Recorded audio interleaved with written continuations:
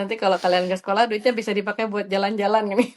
Oh, materinya gimana? Jadi sebenarnya kalau kita paham basicnya nggak ada masalah gitu. Ini bakat anak saya apa, minat anak saya apa, potensi anak saya apa. Terus Teteh ngatur waktunya dan ngatur materinya gimana Teh? Sebetulnya bisa gitu di recall ya, cuman masalahnya itu tadi mau apa enggak. Kamu mau belajar apa? Nah, cari gitu ya ilmu terbaiknya tuh di mana. Ternyata fleksibel sekali ya Teh ya, Iya, nggak sesulit itu ya Teh ya. dan emang si scholarship itu juga ditawarin setiap semester. Kira-kira beasiswanya nih mencakup apa aja? Padahal semua ilmu tuh boleh-boleh aja kan diomongin ke anak-anak, cuman mungkin Iya.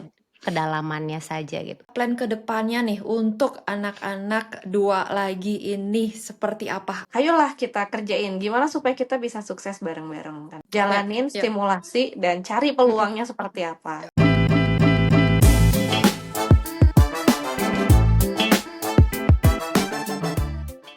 Hai Sobat A+, welcome to A+ Talks, podcast yang akan membahas tentang edukasi dan perjalanan pendidikan dari berbagai sudut pandang bersama saya Dita dan Tiara. Hai. Di Perancis sudah mulai apa Ti? Seasonnya udah mulai enak belum Ti? Seperti meriang ya, pagi dingin, siang panas. Tapi sekarang lagi dingin lagi nih, padahal udah masuk spring, tapi dinginnya udah 11, 12, 13 lah, lumayan lah. Ada matahari tapi lumayan. Udah mulai ya, udah mulai nyaman, udah mulai ada matahari, udah mulai ada vitamin Iya. D ya. Tapi Iya. hari ini nih kita seru loh Ti, kita mau bahas keluar dari kenyamanan Ti. Oh, wah luar biasa. Ini bikin deg-degan tapi bikin penasaran juga. Apa sih tuh? Gimana sih Jadi ceritanya? kita mau bahas tentang homeschooling Ti. Wow, oke, aku Ternyata- penasaran banget ini. Kan kalau ikut pendidikan biasa nih nyaman nih ya, kita mau lewat jalur yang lain nih, jalur yang nggak Beda nyaman, jalur ya. beda, tapi ternyata hasilnya luar biasa. Ini tamu kita satu ini legend. Asik, legend banget kalau buat anak ITB, Legend ITB dari- Motherhood oke. ya. Ini adalah please welcome Teh Patra. Selamat datang, Selamat datang, di episode. Teteh. Terima Terima kasih sudah kasih mau banyak. hadir. Terima kasih banyak Teteh sudah mau hadir. Sedikit informasi Sobat A+, Teh Patra atau yang nama lengkapnya adalah Yuria Cleopatra. Ini adalah lulusan S1 Teknik Sipil ITB dan S2 Ekonomi Syariah UI. Beliau adalah ibu dari 5 orang anak dan merupakan praktisi homeschooling, aktivis, entrepreneur, you name it ya. Terus sibuk banget. Dan beliau adalah ketua ITB Motherhood. Jadi kalau yang anak-anak ITB pasti tahu banget beliau lah ketua ITB Motherhood-nya. Anaknya, anak beliau ada 5. Ada Kang Ahyar. Kang Ahyar ini di Carnegie Mellon Qatar. Kemudian Arsyad. Kang Arsyad ini di NUS Singapura. Ada Neng Afra. Neng Afra itu S1-nya Teknik Planologi ITB dan sekarang sedang S2 di NYU. Kemudian ada Bibing. Bibing ini sekarang kelas 7 ya Teh, sama De Ihsan. De Ihsan tuh 8 tahun. Oke. Teteh. Kenapa ini bisa tiga-tiganya bagus banget ini? Luar biasa. Boleh nggak kita tanya-tanya lebih dalam? Pelan-pelan, kita tanyanya pelan-pelan, detail, sedetail mungkin. Jadi kita dapat intisari nih semuanya. Oke. Dari Soalnya homeschool dulu banyak boleh banget. nggak? Boleh, langsung Ti. Pertanyaannya Langsung. Ti. Pertanyaannya ini awal mula kepikiran homeschooling. Apakah dulu Teh Patra ini homeschooling juga gitu? Jadi berpikir, anakku juga deh homeschooling karena aku dulu homeschooling. Atau gimana nih? Zaman dulu mah kita nggak kenal ya homeschoolingannya. Dulu saya produk SD negeri, SMP negeri, SMA negeri. Jadi kalau di Bandung itu orang suka bilang jalur sutra ya, SMP 5, SMA 3, masuk ITB kan gitu. Iya, ya. Alhamdulillah masuk. Cuman kalau anak-anak memang ada satu poin gitu yang membuat kita akhirnya sama-sama bareng-bareng memutuskan, hayu kita coba sesuatu yang baru gitu. Hayu kita keluar dari zona nyaman, hayu kita mencoba untuk mengoptimalkan gitu potensi-potensi yang kalian punya. Terus mau gimana? Jadi waktu itu pernah dalam tahun 2010 ya, kita tuh ngobrol-ngobrol tuh sama anak-anak. Itu sesudah saya dan suami itu punya perasaan kok kayaknya anak kita ini agak kurang nih ya gitu. udah sekolah sampai sekian-sekian itu kalau ditanya apa-apa seringnya jawabnya nggak tahu gitu, ditanya pertanyaan, akademis basic juga nggak ngerti gitu ya, skill juga nggak punya gitu kan. Akhirnya kita, ajak nih anak-anak kita merenung bersama. Coba kamu bayangin gitu ya, 5 tahun lagi tuh kamu pengen kayak gimana gitu. 5 tahun lagi tuh kamu pengen jadi orang yang kayak apa. Nah, barulah nanti di breakdown sama mereka. Ada yang pengen gini, ada yang pengen gitu kan. Terus saya bilang, kalau kalian belajar seperti sekarang ya, kan waktu itu mereka masih sekolah ya, itu nggak akan kekejar gitu. Jadi target-target yang mereka ingin capai gitu, yang satu pengen jago bahasa apa, yang satu ingin hafal Quran sekian, yang satu ingin belajar skill apa, itu nggak kekejar gitu dengan waktu itu mereka sekolah dari jam 6:30 pagi tuh udah berangkat ya, baru nyampe rumah itu kadang-kadang asar, kadang-kadang maghrib, udah capek, udah nggak sempat gimana-gimana. Akhirnya kita coba tawarin alternatif itu, mau nggak kalau kita switch gitu ya, dengan, mengoptimalkan kalian bisa belajar lebih banyak, kalian bisa belajar lebih cepat, gitu. Ya, kayak gitu sih awalnya. Dan ternyata sepakat semua, "Hayu lah," gitu ya. "Hayu, ya udah kita gas aja." Udah di kelas 2010 berapa tuh, Teh? itu, akhir kelas 2 SMP ya, Afra kelas 5 SD, Arsyad kelas 3. Yang 2 lagi belum lahir. Jadi baru 3 itu mereka. Jadi mereka udah sekolah terus dicabut nih Teh dari sekolah, Ya, tiba-tiba harus heeh, keluar. Itu gimana Teh mhm. anak-anak? Iya. Ya, karena apa namanya tadi ya, kita udah ngobrol bareng dan kita juga akhirnya mutusin bareng. Walaupun di kemudian hari mereka juga ngomong, sebetulnya dulu kita bukan diskusi, tapi sama Umi tuh diiming-imingi katanya, kalau kalian nanti nggak Apa sekolah, iming-imingannya memang? nanti kalau kalian nggak sekolah duitnya bisa dipakai buat jalan-jalan gini. Oh. Oh Bagus gitu. bagus bagus Ada lah bagus. gitu ya, nipu-nipunya gitu. Ada hintnya di dalamnya ya, ada pesan tipis-tipis. Ada lah Oh, tipis-tipis oke ya oke. gitu. Jadi ya, tapi mereka ceria sih, maksudnya mereka, ya Bisa ya. karena mereka juga ngerti ya bahwa kita juga ngerasa gitu ya bahwa udah belajar sekian lama, waktu kebuang banyak, tapi skill, kemampuan, pengetahuan itu nggak seperti yang diharapkan gitu ya. Akhirnya mereka juga mau nyoba ya sesuatu yang baru gitu. Berarti ini dipegang sendiri sama Teh Patra dong ya, sama Kang Ismir, sama Sama bapaknya iya, dan sama ibunya saya, langsung ya? sama abinya, iya. Karena kan, yang bertanggung jawab itu mau nggak mau emang kepala sekolah ya. Beliau yang, harus, menentukan arah ya, ini anak-anak pendidikan mau dibawa kemana, sebetulnya dari beliau, gitu. Materinya gimana materi untuk karena aku masih awam banget nih tentang homeschooling. Berarti kan ada Iya, setahu aku ada yayasan yang bernaung ya. Jadi kita nanti kalau mhm. misalnya mau tes dan segala macam ke sana. Tapi untuk materinya sendiri gimana Teh Patra? Nah, dulu itu kan homeschooling belum seheboh sekarang ya. Jadi Ya, emang itu betul. sesuatu yang benar-benar anti mainstream gitu. Kita nggak punya kurikulum, kita nggak punya Mhm, lesson plan gitu. Kita juga nggak tahu mhm. mesti kemana arahannya. Tapi paling nggak kita yakin bahwa kita pernah lulus SMP, kita pernah lulus SD. Minimal tahulah pelajaran SD sama SMP tuh itu gitu. Iya, Jadi di awal sih kita cuman cari bahan belajar itu dari buku ya. Dulu kan internet belum kayak sekarang ya. Bahkan iya. belum belum banyak sih sebetulnya. Jadi kita cari buku tuh ke toko buku, buku IPA-nya kayak gimana, buku matematikanya kayak gimana gitu. Dan sesudah kita coba pun akhirnya kita bongkar semua gitu ya, kita bongkar ulang pemahaman anak-anak karena banyak yang konsep aja nggak masuk gitu. Jadi kayak matematika akhir yang SMP itu kita bongkar lagi dari matematika SD-nya gitu ya. Matematikanya Afra di kelas 5 SD kita ulang lagi dari awal. Dan itu kita kejar dan alhamdulillah sih waktu itu sekitar 6 bulanan itu mereka bisa kembali ke track gitu dengan kondisi yang lebih konsep gitu ya, lebih paham gitu, secara akademis juga lebih paham. Terus mereka juga lama-kelamaan mulai menikmati ritme gitu ya, mereka bisa mempelajari hal-hal yang sebelumnya emang nggak sempet ya mereka ikutin gitu. Jadi ya, mereka jadi lebih apa, fleksibel ya, terus mereka juga punya waktu juga cukup luang ya, cukup banyak. Jadi ya sebetulnya enak sih ke kitanya juga gitu.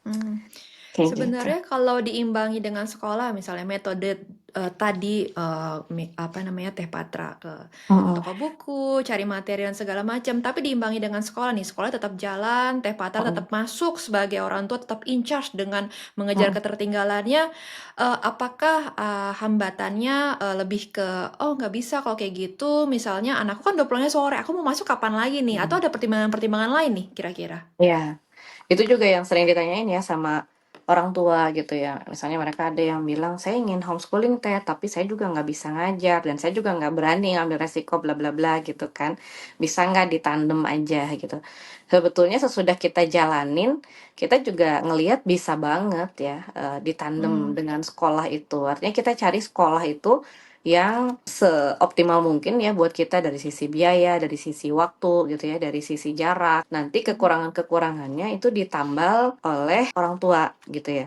Atau sebaliknya, biasanya kalau saya sih nyari dulu nih yang bisa diajarin di rumah apa, Mm-mm. nanti yang saya nggak bisa ajar cari di sekolah gitu ya. Jadi kebalik gitu Mhm. ya. Di rumah Mhm. misalnya kalau akademis, karena kita lulusan ITB juga, jadi ya cincailah gitu ya. Terus kalau pelajaran-pelajaran yang lain itu masih bisa kita kejar di rumah, yang nggak bisanya apa, nah itu baru kita cari di luar kan gitu. Nah, Mhm. biasanya salah satu tantangan yang sering saya temui gitu ya dari orang tua, terutama dari ibu-ibu yang mendampingi anak lebih intens ya. Jadi sehari-hari tuh harusnya kan ibu-ibu. Si ibu ini merasa kewalahan gitu ya buat ngejar pembelajaran anak gitu.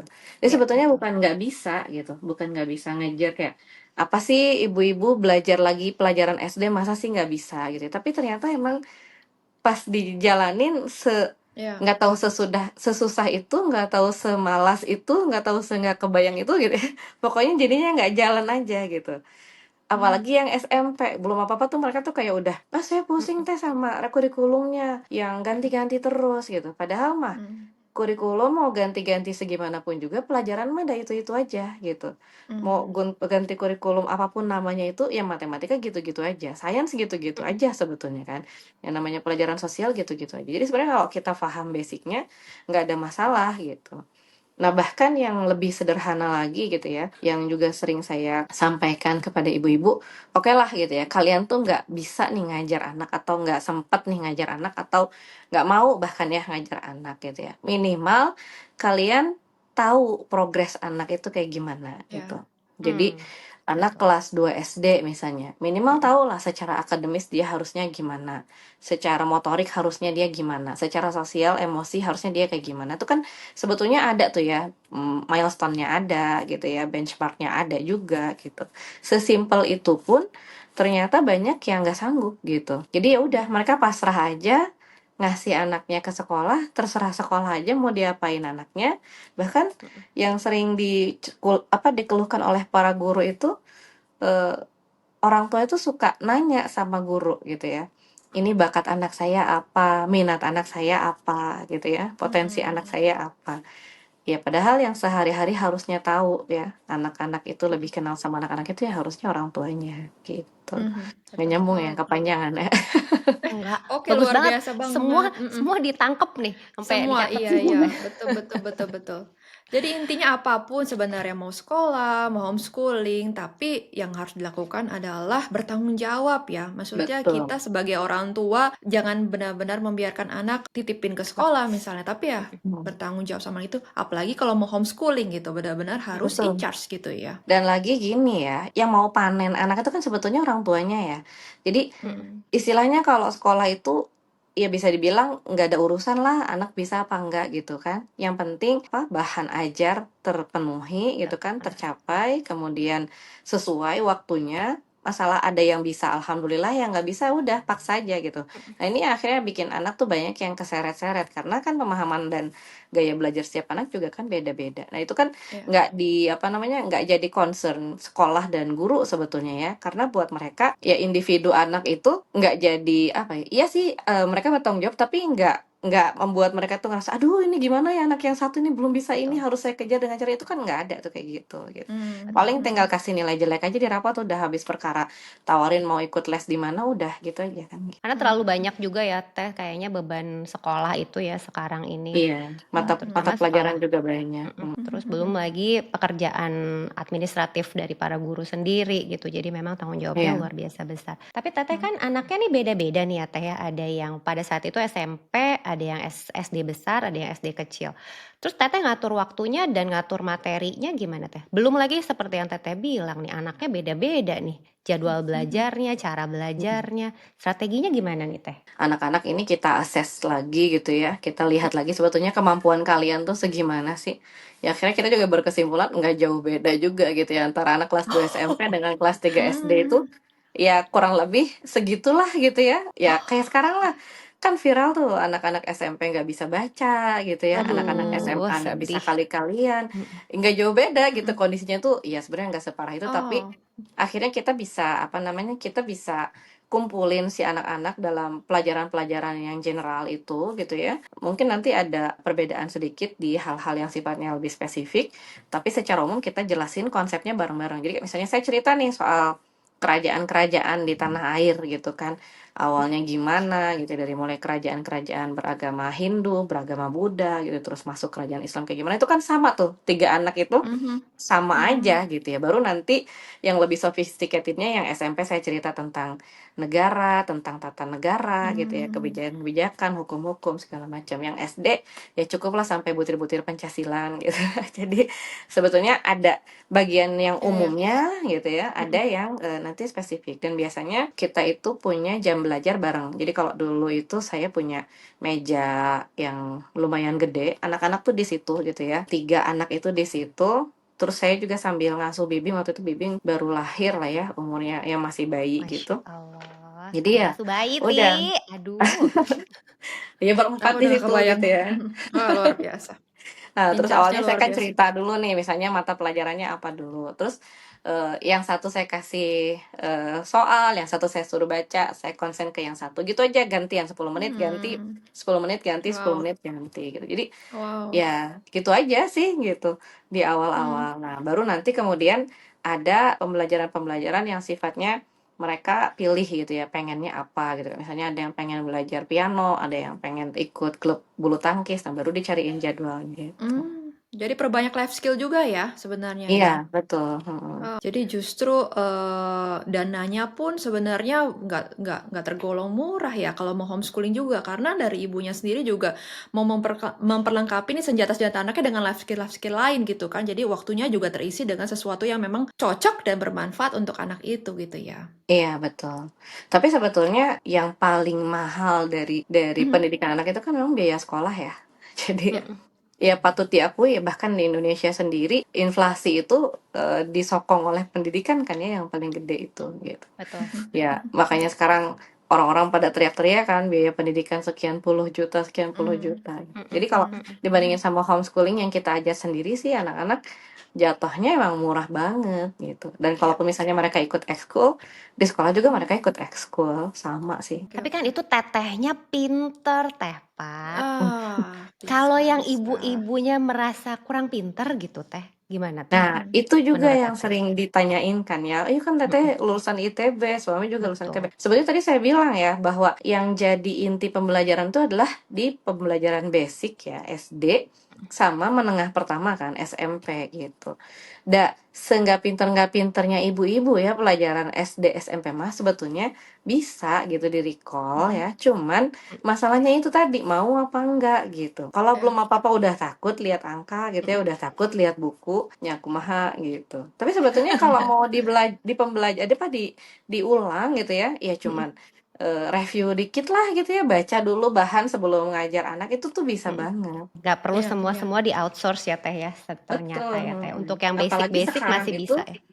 di internet juga bahan tuh banyak gitu. Jadi kayak misalnya kita ingin bahan yang sangat spesifik gitu ya, kayak misalnya PPKN bab 3 kelas 3 SD, itu tinggal ketik search itu udah keluar PDF-nya, udah keluar videonya gitu. Kita mah tinggal nonton bareng sama anak-anak gitu ya. Nggak usah bikin materi lagi, nggak usah baca bukunya lagi, tinggal ngikut aja.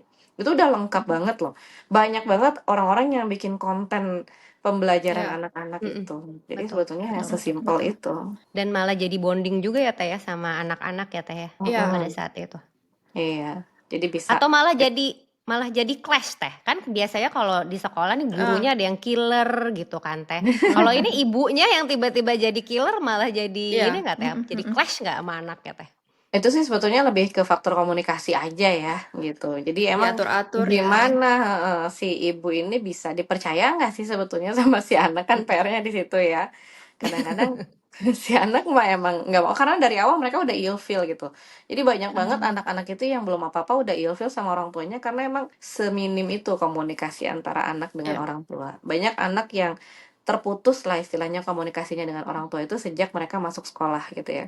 Mulai mhm dari kelas 1 SD atau bahkan TK gitu, ketika mereka lagi heboh-hebohnya nih dengan curiosity-nya umur 5 tahun, 6 tahun, terus mhm. emaknya bilang, "Udah jangan tanya-tanya mulu, berisik, diem kamu," gitu ya. Itu tuh "Oh lagi sibuk, nanti udah dulu sejak deh," itu gitu. udah nggak akan Mhm, nanya macem-macem dan udah nggak percaya iya aja gitu. iya, Betul, Kalau betul. udah kayak mhm. gitu mau mulai homeschooling atau apa ya makin susah lagi. Ya, Ya dan betul. kesempatan di sekolah juga curiosity itu ada waktunya gitu. Ya, nanti Hmm, aku nggak bisa jelasin yang lain nih guru gitu iya kan. Pasti betul, berpikir ya, pasti nggak boleh ngejar nanya pelajaran aja. sekolah. Ya, Betul. mungkin ada beberapa sekolah yang kayak, "Ya, oke mau nanya apa?" Tapi itu pun juga pasti terbatas karena ada waktu Hmm, dan ada murid-murid yang lain juga ya, gitu iya, ya. dan dijulidin sama murid lain kan jadi lama belajarnya Iya, karena nanya Betul nanya betul betul mulu. betul mulu gitu. betul. Heeh, betul Teteh, Ah, betul kamu betul. lagi gitu. Teh aku mau tanya ini Teh. Teteh itu memprogramkan anak-anak untuk S1 semua di luar atau gimana nih Teh? Karena kalau Teteh dan Kang Ismir punya program anak-anak harus S1 di luar, kan Mhm. sebenarnya ada yang harus disesuaikan juga mungkin ya Teh ya dari kurikulum. Misalnya mereka jadi perlu Iya, SAT, iya. persiapannya. Nah itu gimana tuh Teh? Emang dari awal sudah mentargetkan akan S1 di luar nih? Atau Mhm. ternyata berjalannya waktu, ternyata bisa gitu atau gimana nih Teh? Mm-mm. Jadi emang dari awal ya kita itu berusaha serius banget ya dengan pendidikan ya. Ya termasuk salah satunya adalah kita membuat anak-anak itu berlatih bahasa Inggris walaupun zaman itu belum zamannya gitu ya. Jadi zaman akhir kecil itu emang kan bahasa Inggris tuh kalau misalnya mau ikut kursus harus kursus yang mahal lah segala macam. Nah, dulu alhamdulillah kita bisa sih karena kita juga punya punya pemahaman yang namanya ilmu itu hampir 80% itu diakses di dalam bahasa Inggris gitu. Jadi bahasa Inggris tuh kayak modal banget lah kalau kita nggak bisa bahasa Inggris ya susah lah kita nguasain ilmu yang lain. Terus ya, karena kita juga kan punya agenda rapat keluarga tiap pekan gitu ya. Nah di rapat itu kita sering bahas juga kalau yang namanya belajar itu sebisa mungkin itu nyari sumbernya gitu. Jadi Mmm, kamu ingin belajar apa, cari sumbernya gitu. Kalau kamu misalnya ingin mhm. serius nih belajar tafsir Quran, cari sumbernya gitu, cari universitas terbaik yang ngajarin tafsir Oh, itu. Ya. Mmm. Makanya dulu kenapa akhir jadinya ambil computer science ya di Carnegie Mellon karena memang waktu itu ranknya Carnegie Mellon untuk program studi computer science itu termasuk yang paling tinggi ya. Pernah nomor iya. satu, paling sedikit top 5 gitu ya di program studi itu gitu. Jadi lebih ke situ sih, bukan ke masalah luar negeri atau enggaknya, tapi kamu mau belajar apa, nah Mhm. cari gitu Mmm, ya ilmu mhm. terbaiknya tuh di mana. Iya Kalau misalnya nggak berhasil, ya ngapain juga kuliah ke luar negeri mahal-mahal cuman buat mhm. gengsi gitu ya, cuman buat Iya status gitu. Nah kita nggak iya. pengen kayak gitu. Tapi untuk ijazahnya sendiri gimana sih kalau misalnya mendaftar ke universitas di luar negeri itu? Kan ini dari homeschooling ke Iya, luar negeri. Nah, nah ini ini beda-beda ya. adakah hambatan-hambatannya gitu? Sekalian dikasih tahu bisa. Heeh, betul. Jadi, beda-beda ya. Kalau sekarang sih sebetulnya udah jauh lebih mudah karena memang Hmm, dari Diknas sendiri juga, ujian persamaan itu udah dianggap setara ya. Kalau dulu zamannya akhir itu emang belum. Jadi salah satu, apa namanya, ya mungkin rezekinya juga ya kita ya, waktu itu si Carnegie Mellon Qatar itu juga baru ya buka pembukaan, jadi nggak se-strict itu dalam menerima, mahasiswa gitu ya. Waktu itu si akhir cuman pakai recommendation letter dari bapaknya sebagai guru sekaligus sebagai ayah ya ya boleh jadi si bapaknya itu mhm, menjelaskan bahwa anak saya ini diajar oleh saya langsung yang dia bisa apa, yang dia nggak bisa apa itu diomongin aja jujur gitu ya sama si abinya itu gitu ya. Jadi berbekal itu alhamdulillah dia waktu itu diterima gitu di Carnegie Mellon Qatar itu. Sebenarnya targetnya maunya yang di Pittsburgh ya, cuman udahlah mahal, udahlah jauh gitu ya. Udah mah serem juga gitu karena kita nggak biasa di negara yang jauh banget gitu ya. Udahlah, ini ada yang Qatar baru buka ya dicoba aja gitu. Nah, kalau Arsyad ini dia SMA-nya apa namanya masuk ke sekolah ya. Jadi dia masuk ke SMA 5 Bandung waktu itu. Jadi dia daftar ke NUS pakai ijazah sekolah SMA 5 Bandung gitu. Walaupun emang kalau untuk requirement akhirnya jadi susah tercapai karena dia sekolah itu gitu ya waktunya nggak sempet lah dia gap year baru bisa ngajar SAT tes segala macem ya tahun depannya baru dia masuk ke NUS gitu. Kalau Afra masuk ITB alhamdulillah waktu itu bisa nebeng ke salah satu sekolah ya yang apa namanya memberikan kesempatan gitu ya untuk bisa ujian UN bareng gitu ya. Jadi Afra ikut ujian UN di situ dan ya berbekal itu bisa daftar ke ITB waktu itu. Oh, Arsyad itu kan awalnya homeschooling, dari sekolah Iya. homeschooling terus kembali lagi ke sekolah ya Teh ya? Iya. Mm-mm. Pertimbangannya Jadi apa tuh Teh? sebenarnya karena kita juga nggak di planning banget ya, jadi emang banyak yang mengalir aja gitu. Waktu itu Arsyad itu pas SMP ikut ujian UN, terus kebenaran aja nilainya bagus gitu. Ya nilainya bagus, terus kita bilang ya udah cobain gitu ya, cobain ternyata keterima gitu kan. Habis diterima kan kita pusing nih, mau lanjut atau mau homeschooling aja, mau gimana. Terus ya kita juga karena punya keinginan buat jadi kayak endorser gitu ya si homeschooling ini. Kita juga ingin memberikan ketenangan nih kepada orang tua lain yang mau homeschooling bahwa bisa loh homeschooling itu diterima di kampus luar negeri udah gitu ya, diterima di kampus dalam negeri udah gitu. Udah. Nah sekarang pindah ke sekolah formal, oke bisa gitu ya. Udah kamu Bisa. buktiin kalau kamu bisa gitu. Wow, oke. Jadi sesimpel itu sih waktu itu. Luar biasa ya. Ternyata fleksibel sekali ya Teh ya. Iya, Nggak sesulit itu ya Teh ya. iya betul. Dan itu juga setiap setiap semester itu kita bahas. Kamu mau lanjut sekolah atau mau balik ke homeschooling gitu ya. Nanti awal tahun nanya lagi, kamu mau masuk kelas 2 di sekolah atau mau balik ke homeschooling? Kita pertimbangin macam-macam ya. Akhirnya tadi itu yang pakai tandem tadi gitu ya. Arsyad itu jadi homeschooling tapi dia ekskulnya di sekolah gitu. Jadi belajar di sekolah itu buat santainya dia gitu ya, buat ya happy-happynya dia gitu. Sosialisasi gitu ya. Sosialisasi. Teteh, aku inget deh Teh, kalau aku buka-buka lagi ITB Motherhood nih Teh, tahun 2016 kalau nggak salah ya Teh ya, akhir tuh masuk ke Carnegie Mellon. Tuh aku lihat postingannya Teteh tuh lagi bingung masalah biaya Teh waktu itu kalau nggak salah inget. Terus akhirnya dapat grant ya, dapat financial aid ya Teh ya Iya. dari Ya, Qatar mau diceritain Foundation. nggak ini di gimana ini cerita detailnya ini penasaran. Nah, Gimana nih? kita juga karena newbie banget ya, udah mah nggak ada pengalaman sekolah di luar negeri, udah mah juga nggak punya relasi gitu ya. Jadi emang ya kita bener-bener meraba-raba gitu.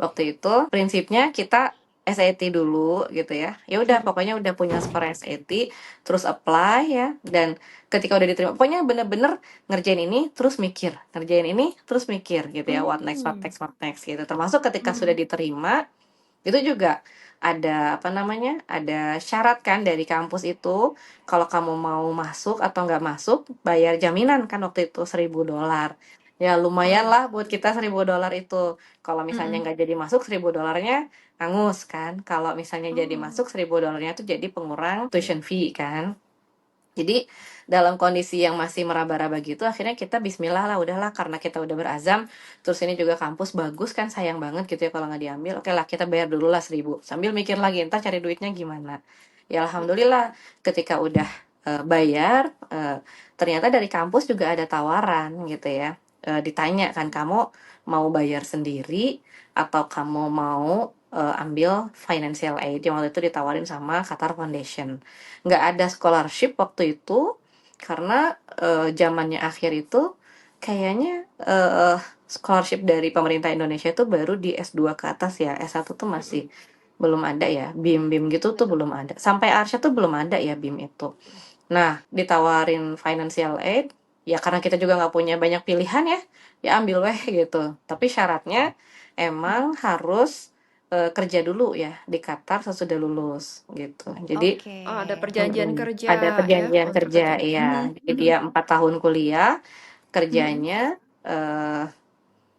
6 tahun ya. Jadi dia harus 10 Kerja tahun. 2 tahun. Heeh. Oh, Terus kita bilang, ya daripada kamu pergi pulang ke Indonesia nggak dapat kerja, Iya ya benar. mendingan wajib kerja di ya sana lah. itu udah malah kesempatan Benar. emas banget ya, bisa Orang kerja di mau sana pengen itu kerja kayak di sana, siapa yang Iya. mau gitu. sia-siain? Betul, Iya. makanya jadi ya alhamdulillah tuh di tahun pertama pas masuk itu langsung dapat financial aid itu 90% ya. Jadi kita tinggal Wow. bayar 10%. 10 juga lumayan ya, waktu itu 5.500 ya 10%-nya itu ya. Hmm. Dan alhamdulillah di tahun ke-3 kalau nggak salah itu naik jadi 99%. Jadi kita tuh tinggal Wow. bayar 1% Wow, doang. 1%-nya. Wow. Luar biasa, Iya. luar biasa. Ditanya kenapa, ditanya dari mana, ya udah Rizky aja gitu ya. Susah juga soalnya kita nggak tahu juga gitu ya apa komitenya itu kayak gimana. Tapi emang salah satu yang saya salut nih ya sama anak ini orangnya fleksibel banget gitu ya. Orangnya supel banget gitu. Jadi emang dia bisa gaul. Ya alhamdulillah ketika dia di sana juga biaya hidup Qatar yang tinggi itu ketutup sama magang-magangnya gitu ya. Jadi dia magang jadi Ya, jadi luar biasa. apa? Asisten dosen juga kalau nggak salah, terus magang jadi pengurus asrama gitulah. Jadi dia dapat jatah 1 tahun asrama. Itu lumayan banget karena emang asrama itu mengambil porsi dana yang paling gede gitu. Betul, betul. Jadi ada Dan mental Arsyad juga pejuang nih kayak ya, gitu. nggak jauh-jauh dari Betul. mamahnya ya. Emang ya emang kita udah bilang pahit-pahitan gitu ya. Saya bilang kalau kamu ingin hidup enak, ingin hidup tenang, kamu masuklah ke MIPA ITB karena dia udah keterima kan di MIPA ITB gitu ya. Kamu bisa Oh, tiap hari makan enak di sini, bisa nginep di ya. sini di rumah gitu ya. Mm-mm. Motor Mm-mm. disediain gitu kan udah Mm-mm. surga Mm-mm. dunia banget kalau buat mahasiswa mah Iya, kayak gitu ya. iya. Tapi ya karena kamu mau berangkat ke sana, kita udah tanya juga kamu siap nggak gitu ya dengan segala apa dinamika yang bakal terjadi di sana. Ya, karena dia berazam, ya udahlah oke kita support Wow. sekuatnya. Aduh, Luar biasa, keren luar biasa. banget. Aku mau tanya sebentar, untuk beasiswanya sendiri sampai sekarang masih ada nggak? Atau ini kan udah tahun berapa nih? Sampai sekarang kira-kira ini beasiswanya ada atau tidak? Atau tambah banyak nih beasiswa-beasiswa seperti ini? Nah, sebetulnya karena yang tadi itu kan sifatnya financial aid ya. Qatar Foundation juga nyediain scholarship ya. Mhm. Itu untuk mahasiswa-mahasiswa yang berprestasi gitu. Mmm. Jadi kalau saya kan apa nah, ya karena kita benar-benar tadi ya nyubi banget lah gitu ya belajar seadanya kayak gini dan kita tuh baru tahu bahwa orang di sana itu segila itu gitu ya belajar gitu ya teman-temannya si Akhir dari Pakistan, dari Bangladesh, dari India itu emang luar biasa itu kalau saya ngerasa kita udah berdarah-darahnya di sini tapi di sana tuh dibandingin sama orang sana tuh kayak nggak ada apa-apanya gitu ya. Iya, betul betul. Benar. Jadi ada tuh teman-temannya si Akhir itu yang IPK tuh 4 tuh kayak tinggal ngedip aja gitu ya. Iya iya, Kayak jenius gitu. ya, udah jenius banget Udah gitu ya. jeniusnya tuh emang ya udah di atas rata-rata banget lah gitu ya. Dan dia turunan orang jenius gitu. Jadi dia hafiz Oh, Quran, terus kakak-kakaknya wow. ada yang PhD di mana gitu ya, ada yang Oh, pokoknya udah kayak gitu. Jadi emang sekeluarga tuh dia bilang si temennya aku itu udah biasa aja di sekolah tuh gitu ya. Dapat IPK 4 itu kayak biasa aja gitu. Semua kakaknya juga gitu gitu ya. Nah gitu. Jadi anak-anak yang seperti itu dia dapat scholarship. Nah kalau yang scholarship beneran mah nggak harus bayar dengan kewajiban kerja itu gitu. Jadi itu bener-bener hibah lah gitu ya. Ya syaratnya tuh ya luar biasa lah. Udah harus magna cum laude lah, beta gamma kappa segala macam. Saya juga nggak ngerti gitu. Banyak banget sih titelnya itu gitu. Tapi emang ada gitu ya anak-anak yang emang sejenius itu dan dapat scholarship gitu. Sementara buat anak-anak yang biasa-biasa aja kayak kita gitu ya, kayak saya, kayak anak-anak, ya udah kita berjuang sebisanya aja. Alhamdulillah segitu juga dapat financial aid gitu ya. ya. Dan emang si scholarship itu juga ditawarin setiap semester. Jadi kalau misalnya kamu punya GPA Oh, bagus, bisa ngajuin ditawarin. si scholarship itu, dan Oh, ada beberapa apa namanya lembaga yang lain juga gitu ya. Jadi selain Qatar Foundation, biasanya kalau dapat nilai bagus, mungkin negara-negara mereka asalnya itu juga pada support gitu, pada ya, mau ngasih gitu. betul. Nah, Indonesia ini yang belum ya. Jadi Iya. agak susah. Nah, saya langsung cerita aja ya, yang Arsyad juga gitu. Jadi Arsyad waktu itu belum ada tuh ya beasiswa dari pemerintah Indonesia. Saya bilang kan gini, dulu gosipnya kalau ada mahasiswa yang keterima tuh di top 100 university katanya bakal dikasih tuh ya sama pemerintah, katanya sama Dignas. Kok kita nggak dapet ya gitu ya. Kita nggak dapet sih, mana sih beasiswanya gitu. Tapi alhamdulillah karena dari pemerintah Singapura juga ada kebijakan grant itu, ya Arsyad juga dapet ya ngambil grant itu. Dan emang sama gitu ya si Arsyad juga, kalau apa namanya, yang jenius-jeniusnya, yang outstandingnya itu ada yang dapat scholarship gitu dari kampus atau dari pemerintah gitu. Nah, alhamdulillahnya walaupun Arsyad tidak termasuk yang sangat-sangat outstanding tadi. Jadi si Arsyad tuh cerita gini, aku tuh Mia gitu ya, aku tuh ngerjain tugas ya Mm. 5 jam gitu. Sampai Oke. nggak bisa gimana. Temen aku itu 2 jam udah selesai Mi gitu. Jadi Oh, se kesenjangan mm-mm. sosial, kesenjangan intelektualnya tuh emang segitunya gitu ya. Jadi kayak ngedip aja mereka tuh udah bisa aja gitu ngerjain. Langsung kelar. Udah langsung kelar gitu ya. Kayak dapat GPA 5 tuh udah biasa-biasa aja gitu ya. Oh, Jadi ya emang ada sih yang orang-orang kayak gitu. Nah, si Arsyad nggak termasuk yang kayak gitu. Kita termasuk mm, orang-orang rakyat jelata ya. Tapi alhamdulillah ada aja gitu jalannya. Termasuk tadi ya si Arsyad mm, bisa jadi teaching assistant gitu, dapat dapat mm, apa namanya kesempatan buat deket sama profesor-profesor, penelitian mm. juga banyak yang support segala macam, itu tuh udah Oh, banyak kemudahannya lebih ke situ gitu. Ya kalau grant ya udahlah kita usahakan aja, biaya kita usahakan juga gitu ya. Ya alhamdulillah Mm-mm. sampai sekarang nih semester terakhir alhamdulillah berhasil gitu. Lulus Alhamdulillah. Aduh, berhasil oh, keren, selesai. jadi nggak usah Jadi lega takut gitu. dulu ya Teh ya? Nggak Iya, usah iya, takut dulu sebenarnya sebenarnya ya. kalau pasti kita ada udah jalannya ya. ada Mm, jalannya gitu insyaallah gitu. mm, mm, mm, mm, Nggak mm, usah dipikirin di awal dulu gitu. mm, mm, Soalnya mm. kan apalagi ibu-ibu ITB nih Teh, termasuk saya nih Teh. Mhm, Kita tuh mhm. ngitung Teh, biaya Iya, sekolah Ya, berapa, ya berapa kan biaya Teh? betul. kuliah Terus berapa? biaya kuliah berapa? Hmm, Inflasi 20%. wow, Berapa tahun iya, lagi kan Teh? Jadi berapa tuh? yes. Nabungnya harus berapa dari sekarang? Terus Mhm. Nah, jiper betul. lihat Hmm, angkanya kan Teh. iya, iya, iya. Gitu Ya, lah. begitulah. Tapi boleh Tapi diceritain nggak alhamdulillah. sih ini Teh, aku penasarannya ini awalnya dia yang coba apply atau seperti tadi masuk dulu and then tiba-tiba ada yang ngasih tawaran dan segala macamnya itu boleh ceritain nggak? Kayak itu udah prosedur ya. Jadi kalau kita diterima di kampusnya, ketika Mm-mm. kita daftar ulang ya, registrasi itu ada pertanyaan itu gitu ya, ada list Oh, pertanyaan how would you pay gitu ya. Kamu mau bayar dengan cara apa gitu. Apakah oke. Mm-mm. mandiri, apakah Mm-mm. beasiswa dari negara gitu ya, negara kamu gitu Mm. ya, atau tadi ngambil grant dari beasiswa, karena ada kan yang emang dari negaranya disupport banget ya, dari Ya. negara-negara Mm-mm. tertentu. Nah, Indonesia itu, sekalian saya cerita ya, jadi Indonesia Mm-mm. itu sempat nih punya support seperti itu untuk anak-anak yang kemarin eranya Nadiem ya. Jadi Mm-mm. Nadiem nyediain beasiswa yang namanya BIM, Bina Mm, ya, bisa Indonesia Indonesia. Muda ya. Dan Mm-mm. itu apa 1 tahun sesudah Arsyad masuk ke NUS ya baru ada itu program. Mm-mm. Dan itu Oh. programnya tuh bener-bener luar biasa ya, luxury banget gitu. Mm-mm. Eh, Betul. ada tuh satu temennya Arsyad, adik kelasnya sekarang baru masuk 2023 nggak salah apa 2024 gitu ya. Dia cerita dia tuh olim, terus tiba-tiba ada yang nelpon gitu ya, bilang saya Mm-mm. dari Dikti atau dari Dignas gitu ya, menawarkan program BIM, bimbingan untuk apa dapat beasiswa ke luar negeri gitu ya. Mm-mm. Ternyata dia digabung nih sama anak-anak olim-olim yang lain gitu. Jadi emang dari Mm. olim sih kalau yang beasiswa Indonesia itu gitu. Mm. Dari olim-olim Olimpiade apa mau nih Teh? Olimpiade Iya, olimpiade internasional ada gitu apa? ya Teh? OSN, termasuk juga yang Oh, non saya. OSN. Jadi jalur Oh, jalur olahraga pun juga ada gitu ya. oh ya. Mm-mm. OSN, O2SN, Nah, dari 300 anak nih, jadi mereka ngikutin semacam pembinaan ya selama Pembinaan. 1 tahun itu, harus ngerjain tugas, harus ngerjain project, harus ngikutin jadwal yang dibikin. Pokoknya emang kayak sekolah lagi lah gitu ya. Nah, dari 300-an anak itu yang keterima ke university itu 150-an kalau nggak salah ya. Wow.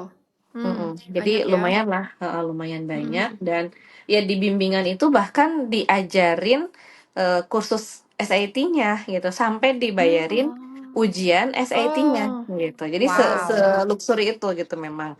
Dan ketika sudah diterima, mereka juga dapat beasiswa full ya, tuition fee-nya Fully full, funded dapat ya. beasiswa hidup juga gitu. Dan Oh, beasiswa hidupnya itu mewah gitu ya, sampai si Arsyad bilang, anak-anak itu Mi katanya ya yang BIM itu kaya-kaya Mi mereka duitnya banyak kan. Sementara dia buat dapat $2.000 Singapura itu harus kerja dulu gitu Kerja. ya. wow, Satu ya ya. semester baru dapat Usahanya ekstra. $2.000. Terus anak-anak itu dapat 2.500 coba Mi sebulan gitu.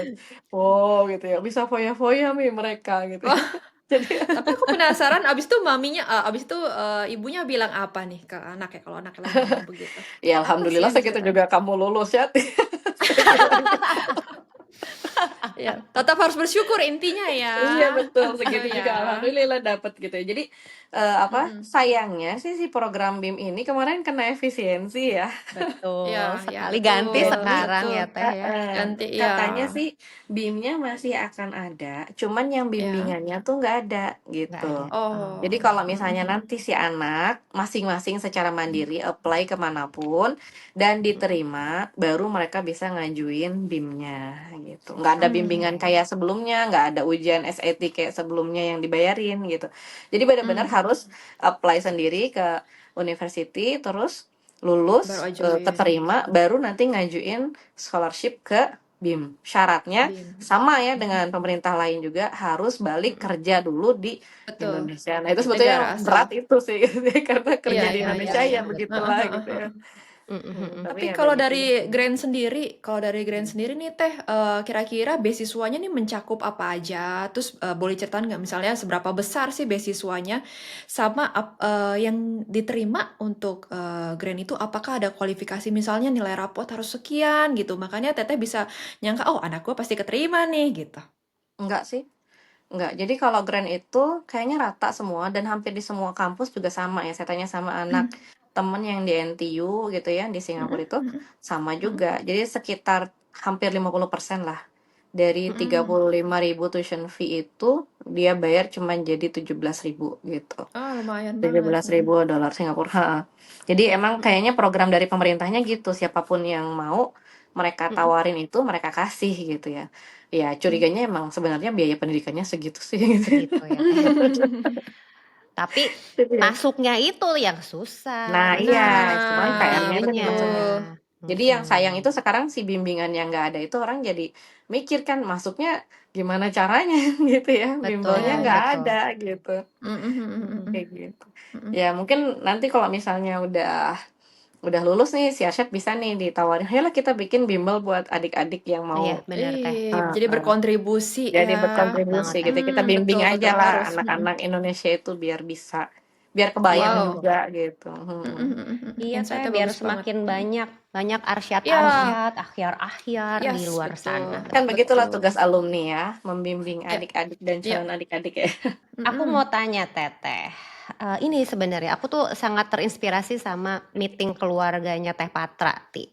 Jadi Teh Patra ini berkala sekali loh meeting keluarga dan Wow. ini aku boleh nggak Teh minta diceritain gimana sih prosedurnya, terus yang diomongin apa aja, Iya, terus apa aja sih isi dilakukan meetingnya? secara berkala sampai saat ini loh, Ti, masih Iya. dikerjakan walaupun Wow. anak-anaknya Jadi sudah kalau tersebar. jauh-jauh online Iya, berarti ya, Zoom gimana Iya, meetingnya. coba Teh? pakai Zoom. Wow. Jadi kita Keren. meeting internasional kan gaya kan jadinya. Luar biasa, meeting internasional. Gimana nih meetingnya?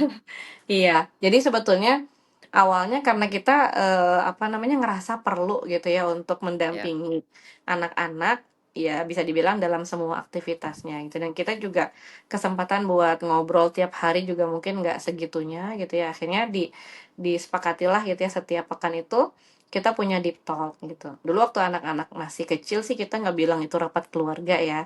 Kita bilangnya kita makan di luar yuk setiap minggu gitu. Jadi seneng aja mereka Oke. diajak gitu ya. Ya, ya. Ayo makan di mana nih kita malam ini kan gitu. Jadi bahasanya gitu. Padahal di perjalanan itu udah dicekokin macem-macem, didoktrin macem-macem gitu ya. Udah ditanyain macem-macem, diinterogasi segala macem. Merekanya nggak nyadar aja kan gitu. Ya Karena karena itu, dibawanya dengan enak ya, karena iya, pembawaannya dengan enak dan hangat gitu ya. betul. Jadi karena kita emang enak sih diskusi ngobrol biasa transparan juga. Jadi mereka nggak kagok gitu ya ngobrol sama kita orang tua. Gitu aja. Nah lama kelamaan baru dikasih nama. Ayo kita rapat nih. Di mana kita rapat sekarang? Nah lama kelamaan kayak gitu. Udah gitu mulai dibikin agak resmi gitu ya. Jadi diawali dengan nasihat dulu nih dari kepala sekolah gitu ya. Arahan pekan Wow. ini kita mau ngapain aja gitu. Terus apa namanya, ada pembahasan dunia ya. Jadi kita suka update berita gitu ya, update politik, update ekonomi gitu ya. Dari sejak kecil saya emang Abinya seneng ngobrolin kayak gitu sih. Jadi emang anak-anak juga dari kecil kayak Bibing sekarang umur Udah kelas terbiasa. 7 juga, ngobrolnya kayak gitu ya, ngobrolin Wow. Donald Trump yang baru naik gitu ya, Wow. ngobrolin harga emas yang naik terus. Itu tuh udah jadi obrolan sehari-hari aja gitu di sini. Nah, baru kemudian ada pembahasan masing-masing gitu ya, agenda masing-masing, kendala-kendala gitu ya, rencana-rencana sampai sepekan depan itu kayak gimana. Kayak misalnya sekarang akhir ini kan kerja di perusahaan di Qatar gitu ya, tapi dia masih posisi di Indo. Jadi udah berapa bulan dia kerja di Qatar itu posisi masih di Indo. Itu tiap minggu ditanyain gitu ya sama abinya, gimana visanya udah keluar belum? Gimana visanya? Kayak gitu tuh sampai kayak gitu tuh kita kita bahas gitu ya, kita tanya detail. Ya sampai sekarang misalnya Afra hamil itu juga kita tanya gitu, gimana kehamilannya gitu ya, gimana baik itu tuh kita kita bahas Ya. detail juga gitu. Jadi emang sesantai itu dan se terbuka itu gitu ya obrolan Ya. kita itu gitu. Dan ini loh Ti, apa transfer knowledge ya Teh ya juga ya kayaknya dari Iya. orang tua ke anaknya. Kayaknya ini deh yang kurang mungkin digadang-gadang di Indonesia kali ya. Pembicaraan Ya. kayak pembicaraannya tuh tidak transferring ilmu pengetahuan Iya. dari bapaknya gitu. Padahal semua ilmu tuh boleh-boleh aja kan diomongin ke anak-anak, cuman mungkin Iya. beda kedalamannya saja gitu. Dan itu justru memperkaya si anak-anak kita punya perspektif yang lebih luas karena belajar dari bapak dan ibunya itu. Iya. Sebetulnya Aduh. kalau kita perhatiin ya, transferring knowledge itu paling juga sampai SMP ya, dari orang tua ke anak. Karena kalau udah SMA itu, anak-anak udah lebih canggih daripada kita gitu ya. Asik. Jadi kayak misalnya gini, anak-anak waktu masih SMP, kita ajakin olahraga gitu ya. Ayo kita olahraga biar jantungnya sehat, biar ginjalnya sehat kan gitu ya. Kita kasih apa namanya, kita kasih penjelasan, pembuluh darah segala macam itu kita kasih penjelasan. Udah SMA mah kebalik kan gitu ya. Nih olahraga yang benar tuh harusnya gini, jurnalnya kayak gini. Berdasarkan penelitian itu harusnya gini gitu ya. Jadi mereka ngomongnya udah nggak bisa yang pokoknya itu sehat. Mereka akan nanya, pokoknya itu kata siapa gitu. Kayak misalnya kita bilang, Harus banyak detail. loh temen Umi yang kayak gini. Dia bakal bilang, banyak itu berapa gitu ya. Asik. Ada, Kritis ya, jadi jadi anak-anak udah, kritis gitu. udah nggak bisa kita itu apa namanya satu arah gitu ya. Apalagi kalau kitanya nggak pernah baca, nggak pernah nambah ilmu gitu ya. Jadi ya nggak usah takut sih sebenarnya ya orang tua bilang saya nggak ngerti ini, saya nggak bisa ini. Toh nanti anak-anak juga bakal ngajar kita gitu. Betul. Jadi ya nggak apa-apa. Jadi saya juga sering nih nanya. Kalau sekarang saya suka nanya bahkan sama Bibing gitu ya, kayak misalnya dia suka tiba-tiba ribut nih tentang apa namanya kandungan rokok tuh begini gitu ya. Loh dia kok lebih advance daripada saya gitu ya, karena dia suka ngulik-ngulik sendiri. Jadi kalau misalnya saya mau nanya apa-apa saya tinggal nanya sama dia, kalau ini gimana Bing, kalau itu gimana Bing, padahal dia baru SMP kan gitu. Jadi ya kalau udah SMP SMA tuh kita kayak cuman ngasih bingkai lah gitu, ngasih judul doang, nanti mereka lari sendiri gitu ya, mereka yang cari sendiri ilmunya gitu. Ya. Bisa seperti I- ini sebenarnya bukan hal yang instan ya gitu Sobat A+. Hmm. Jadi bisa seperti ini pun karena vibes-nya di keluarga Teh Patra tuh memang sudah diciptakan seperti ini sejak awal gitu. Jadi dari orang tua yang mengajak komunikasi dua arah ya kan ke anaknya gitu. Gak cuma komunikasi satu arah dan orang tua pun menerima kalau anaknya yang kasih info juga. Malah kayak wow, malah terkagum-kagum sendiri bahwa anaknya juga bisa jadi seseorang yang kritis gitu ya. Apalagi Ti, ada pertanyaan lagi nggak Ti? Pertanyaannya adalah plan ke depannya nih untuk anak-anak dua lagi ini seperti apa? Apakah mau mengikuti jejak kakak-kakaknya gitu kan? Apakah jadi malah berpikir, wah kakakku dua-duanya dibayarin nih gitu, keterima beasiswa dan segala macam gitu. Kira-kira insight apa yang dimasukkan atau diterapkan ke dalam anak-anak ini bahwa ya, misalnya kamu juga bisa atau ada kok cara-caranya dan segala macam. Atau ada nggak sih peran dari kakaknya ke adiknya gitu yang kayak ngasih tahu bahwa di sini tuh banyak banget loh beasiswa nanti kamu juga bisa misalnya kayak gitu. Hmm. Iya, emang ya, kalau kami juga di keluarga itu berusaha untuk membentuk kayak tim gitu ya, bahwa kita ini Mm-mm. satu tim yang harus saling support gitu dalam segala Ya, hal gitu ya, termasuk ya. dalam masalah pendanaan. Jadi kayak misalnya dulu waktu Akhir mau ke Qatar itu, kita sempat nanya nih sama adik-adiknya, "Kalau Akhir ke Qatar, kita habis-habisan nih, kalian, terima nggak?" Gitu ya, kalau misalnya jatah kalian nanti ternyata berkurang karena kita harus Hmm. support Akhir gitu ya. Terus adiknya bilang, "Ya kalau dia mau bertanggung jawab, dianya mau berusaha dan bekerja Wow, keras, kenapa jawabannya enggak?" luar Jadi biasa. bahasanya emang Hmm. gitu ya. Nah, jadi ketika Arsyad masuk nih ke Singapura, akhir akhir lulus, kita juga bilang sama dia, "Kamu harus berkontribusi nih sama adiknya." Jadi di kita tuh Mm-mm. nggak ada bahasan, ini termasuk sandwich generation atau enggak Iya. gitu ya, tapi lebih ke support Hmm. gitu ya, lebih ke, Hmm. "Ayolah kita kerjain, gimana supaya kita bisa sukses bareng-bareng," kan gitu. Wow, Jadi amazing. ya, termasuk kayak misalnya si Arsyad mau mau apa namanya, mau ujian tuh kan ditanya tuh sama Akhir, "Kamu udah siap belum SAT-nya? Kamu udah belajar apa? Cari bukunya yang Wow. ini, cari tempatnya yang ini," kayak gitu tuh udah Support sistemnya oke banget. ditentir gitu sama kakaknya gitu ya. Termasuk juga sekarang gitu ya, bimbing ditanya, "Kamu mau gimana?" gitu ya, "Mau Mm. kuliah apa? Mau gimana?" Ya kakak-kakaknya juga support. Kemarin sempet kayak misalnya Akhir bilang, "Aku maulah ngajar bimbing biologi," gitu ya. Ya udah, so aja Wow. kamu ngajar bimbing Hmm. biologi gitu.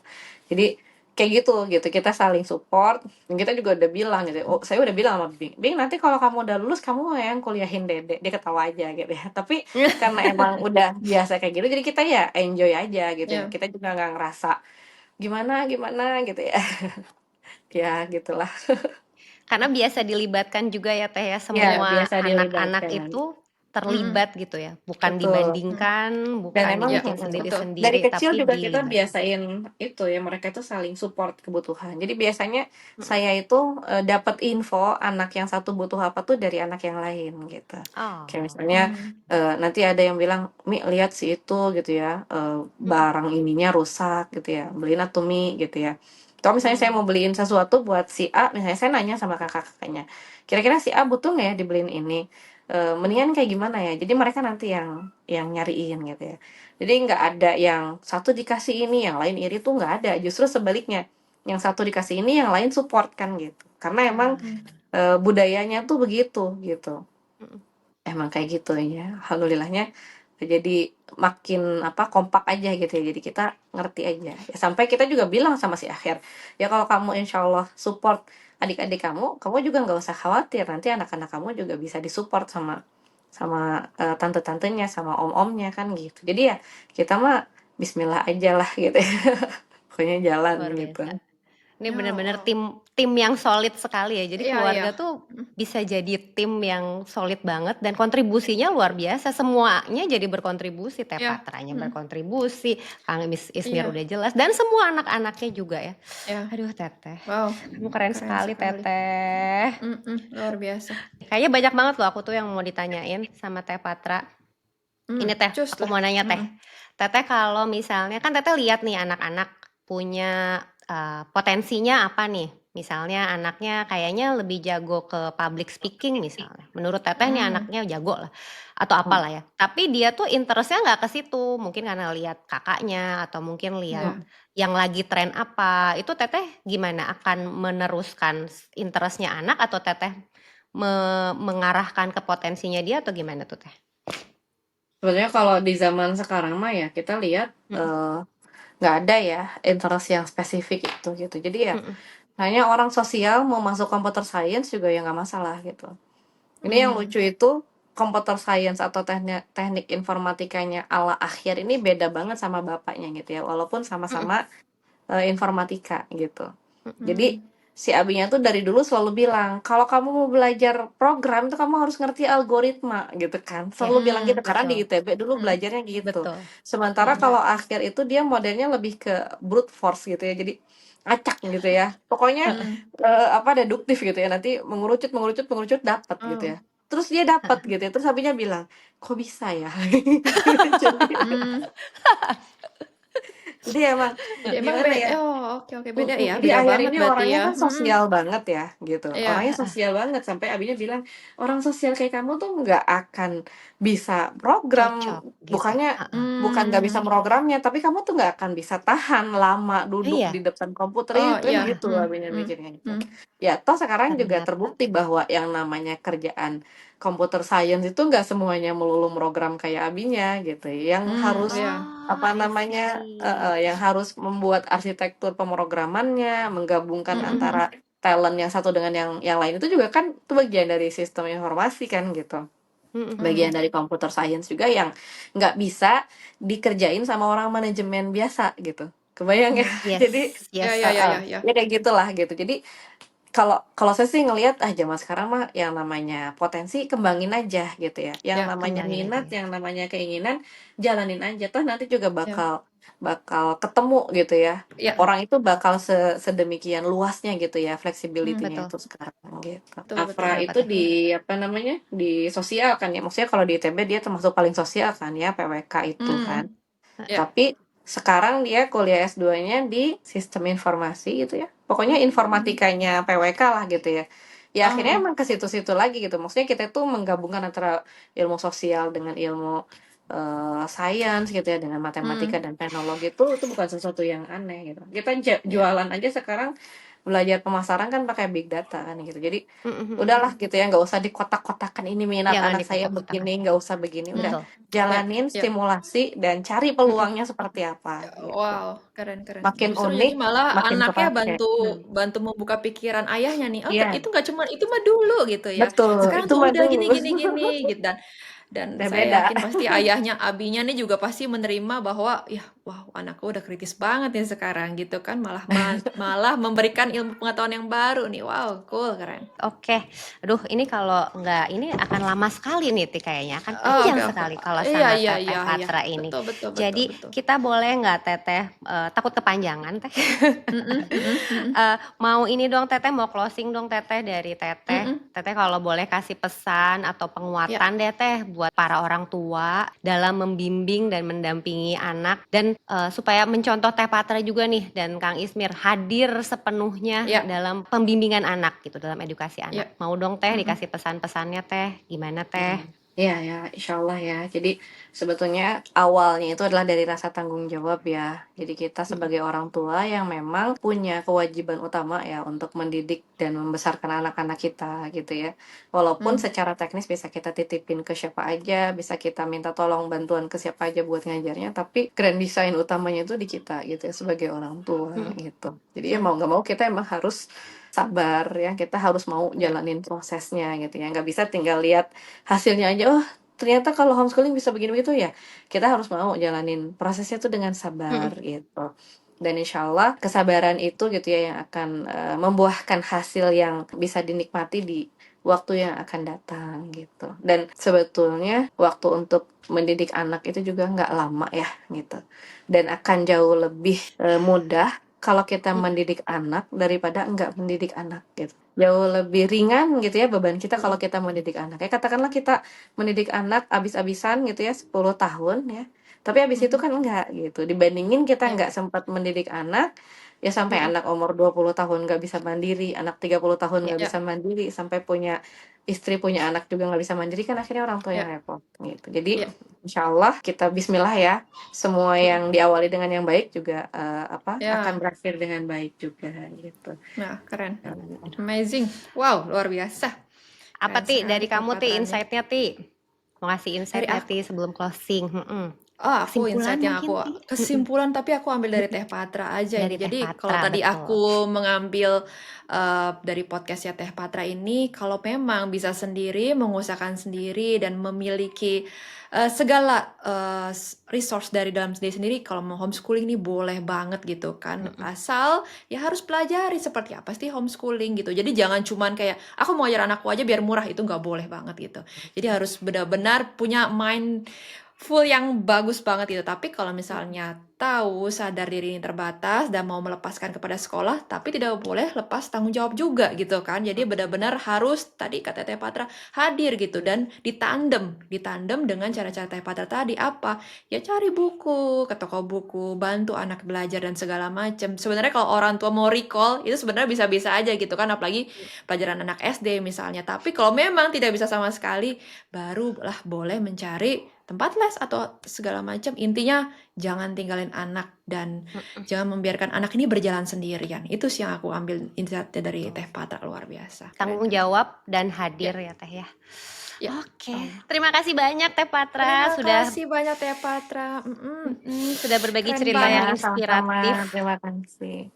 Bukan hanya inspiratif tapi konkret, sudah ada buktinya kan. Ya, Terus dari homeschooling sampai universitas sampai dapat beasiswa yang beasiswanya tuh bukan main-main, universitasnya juga luar biasa bagus banget gitu kan, universitas ternama di dunia. Wow, keren banget. Ini adalah kalau di FTV mungkin kisah sukses anak homeschooling menjadi anak beasiswa ternama di dunia. Wow, keren sekali betul ini. banget.